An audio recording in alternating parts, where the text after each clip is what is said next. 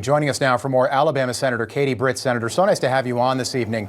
There was a report out today. Thank you. That said that a lot of this funding that was earmarked to go to other countries was lost. Marco Rubio called it large-scale money laundering. Do you agree with that assessment? Look, yes, it is remarkable in all of the wrong ways. First off, aren't we glad to have a commander-in-chief back? It feels good to have a president. It feels good to actually achieve peace through strength, and it feels good to be respected in the world again. President Trump ran on the fact that he was going to create safety and security for the American people and prosperity. He said, we will use your tax dollars wisely. He is getting to the bottom of where these tax dollars are going, and as Secretary Rubio has said, it is mind-boggling to see where the trail leads. It is important for us to get these answers. The American people deserve to know, and there needs to be accountability for every single dollar spent. So this is an exciting time. I can promise you this, the more we dig, the more we will uncover, and the more remarkable in all the wrong ways it will be. But ultimately, at the end of the day, when Secretary Rubio, President Trump, and President Trump's cabinet get to the bottom of this, American taxpayer dollars will go to things that are fruitful, things that we intend for them to. They aren't going to go for woke agendas, and they certainly aren't going to go to prop up overhead in other countries for programming that we do not agree with. So it is a new day in America, and it sure does feel good. Gave me chills. I totally agree. I want to go through these just because every day we're uncovering programs that we didn't know about a day before. $2.5 million for EVs in Vietnam, $2 million for sex change operations in Guatemala, $70,000 for a DEI musical in Ireland, which is, I have some Irish blood in me, and I just think that's sort of hysterical. $47,000 for transgender operas in Colombia, $30 million to study AIDS among sex workers and trans people in South Africa, $32,000 for a transgender comic book series in Peru, $2.5 million for DEI in Serbia. Vietnam got $11 million to fight trash burning. I don't know what that is. I assume that's burning trash. Central America got $27 million, Senator, for deportee gift bags. So when you deport someone, like you take your kids to a birthday party, they get a gift bag valued up to $100 US.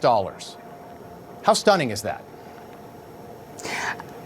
Robert, it is absolutely unbelievable. It is unacceptable, and it stops today. Here's the deal. You know what that list that you should be reading out of where our taxpayer dollars go? What about our veterans who have given it all for us, who are willing to put their life on the line and sacrifice for the safety and security of this country? What about taking care of them? What about taking care and looking at our children, creating educational opportunities? You saw President Trump sign an executive order saying we are going to ensure that every child has that foundational educational opportunity that allows them to achieve the American dream.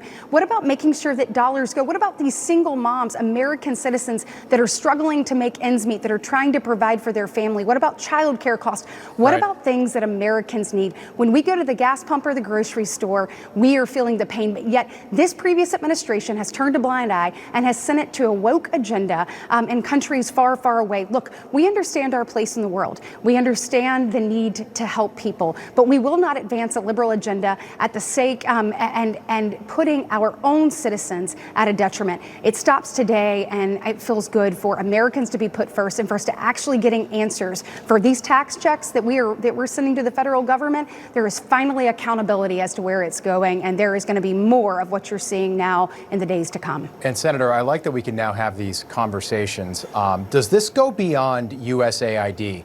In an interview just days ago, President Zelensky of Ukraine said that he has no idea where approximately $100 billion in U.S. money went. If that's true, that is the crime of the new century, Senator.